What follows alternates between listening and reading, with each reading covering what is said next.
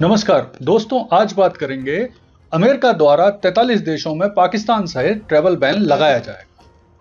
तो ये क्या न्यूज़ है और इसका असर दुनिया के किन देशों पर पड़ेगा, किन देशों में ट्रैवल बैन लगने वाला है और उनका भविष्य में उनकी इकोनॉमी पर, उन देशों पर क्या असर होगा, आइए इस सारी चीज़ों का विश्लेषण करते हैं।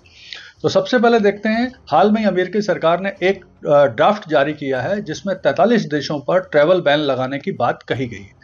और ये जो ड्राफ्ट जारी किया गया है ये कुल मिला के 43 देशों के लिए जारी किया गया है और ये 3 कैटेगरी, रेड, येलो और ऑरेंज, इन 3 कैटेगरी में इसे जारी किया गया।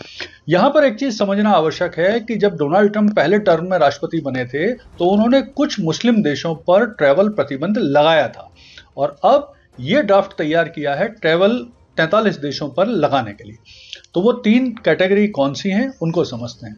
तो देखिए, पहली कैटेगरी है रेड ट्रैवल बैन। इस कैटेगरी के अंतर्गत आने वाले लगभग 11 देश हैं और इन 11 देशों में कंप्लीट ट्रैवल बैन लगने वाला है, यानी इन देशों का फुल वीजा सस्पेंशन होगा और इन देश के नागरिक किसी भी तरह से अमेरिका में ट्रैवल नहीं कर पाएंगे। तो वो कौन से देश हैं जल्दी से समझ लेते हैं। तो प्रमुख रूप से इन 11 देशों में Afghanistan, Cuba, Iran, north Korea, Somalia, Syria, Yemen और लीबिया, जैसा कि सारे ही अमेरिका के जो दुश्मन देश हैं या अमेरिका के इनके साथ बहुत खराब संबंध हैं। लेकिन एक देश भूटान भी इस लिस्ट में शामिल है, जिसको लेके बड़ा आश्चर्य हो रहा है कि ये देश इस लिस्ट में क्यों शामिल है। ना तो अमेरिका के साथ इनके खराब रिलेशन है, ना अच्छे रिलेशन है, ना ही किसी तरह का इनका बहुत बड़ा कोई व्यापार होता है। और भूटान की जनसंख्या भी सिर्फ 7 लाख है, 7,95,000 है और उनका बहुत ही लिमिटेड एक्सेस है बहुत सारे देशों के साथ, बहुत ही कम देशों में उनका दूतावास भी। तो क्यों इस पर लगाया है, हो सकता है भविष्य में इस पर ट्रैवल बैन खत्म भी हो। दूसरी लिस्ट है ऑरेंज लिस्ट। इसके अंतर्गत आते हैं 10 देश और ये वो लिस्ट है जिसमें लिमिटेड ट्रैवल बैन लगाया गया है, यानी इस लिस्ट में आने वाले देशों को के जो बहुत ज़्यादा धनी व्यक्ति हैं केवल वही अमेरिका में ट्रैवल कर पाएंगे, बाकी किसी भी तरह के व्यक्ति किसी भी तरह से अमेरिका में ट्रैवल नहीं कर पाएंगे। तो इस लिस्ट के अंतर्गत आते हैं Pakistan, Belarus, Eritrea, Laos, Haiti, रूस और साउथ सूडान। इन पर लिमिटेड ट्रैवल बैन। अब तीसरी श्रेणी है जो येलो ट्रैवल बैन के अंतर्गत 22 देश आते हैं और इन देशों को 60 दिन का समय दिया जाएगा वहां पर जुड़ी हुई जो वीजा, सुरक्षा जांच, इमिग्रेशन से संबंधित जो उनके नियम, रूल, रेगुलेशन है उन्हें दुरुस्त करने के लिए। अगर वो 60 दिन के भीतर दुरुस्त नहीं कर पाए ये अपने इमिग्रेशन संबंधित नियम और ट्रैवल जांच वगैरह, तो उन्हें फिर ऑरेंज लिस्ट में डाल दिया जाएगा। और इस लिस्ट के अंतर्गत आने वाले जो कुछ प्रमुख देश हैं वो हैं Argentina, Antigua, Benin, Cambodia, Zimbabwe, Congo और प्रमुख रूप से अफ्रीका, कैरेबियन और दक्षिण अमेरिका में स्थित बहुत सारे देश। तो इन देशों को 60 दिन का समय दिया है। देखिए, अब इसका फर्क क्या पड़ेगा, असर क्या पड़ेगा पूरी दुनिया की इकोनॉमी पर।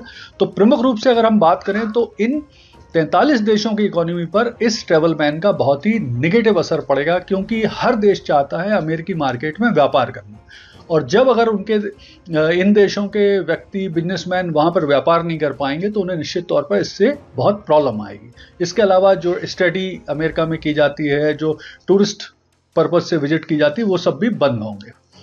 इसके अलावा अगर हम विशेष तौर पर बात करें पाकिस्तान की, तो पाकिस्तान जैसे देश जहां पर अगर इस तरह का ट्रैवल बैन लगेगा तो उनके जो धनी व्यक्ति हैं और जो अमीर लोग हैं वो निश्चित तौर पर कोशिश करेंगे पाकिस्तान से बाहर जाके किसी अन्य देश की नागरिकता लें, गोल्डन वीज़ा लें, अमेरिका में $5 बिलियन का निवेश करके वहाँ की नागरिकता लेने की कोशिश। तो ये पाकिस्तान पे बड़ा बुरा असर पड़ेगा।